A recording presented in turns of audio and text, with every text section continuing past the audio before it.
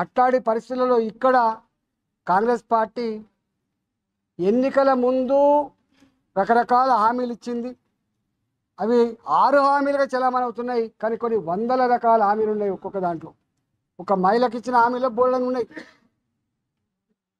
మాజీ ఆర్థిక మంత్రిగా ఈ రాష్ట్ర ఆర్థిక వ్యవస్థ గురించి సమగ్రమైన అవగాహన వ్యక్తిగా గతంలో కేసీఆర్ గారు కూడా ఇచ్చిన హామీల అమలు సందర్భంగా మంత్రిగా పనిచేసిన వ్యక్తిగా నాకు అనుభవం ఉన్నది.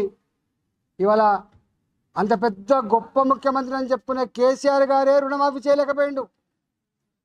కేసీఆర్ గారే ముఖ్యమంత్రి ఉండగా నిరుద్యోగ భృతి ఇవ్వలేకపోయిండు.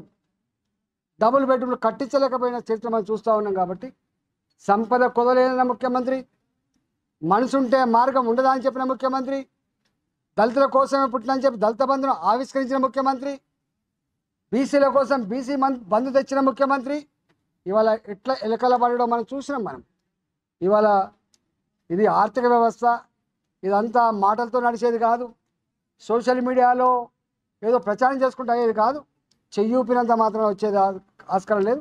100% ఇచ్చిన హామీలు అమలు కావాలని చెప్పి కోరుతున్నాం. మేమేం ఈర్ష్యపడతలేదు.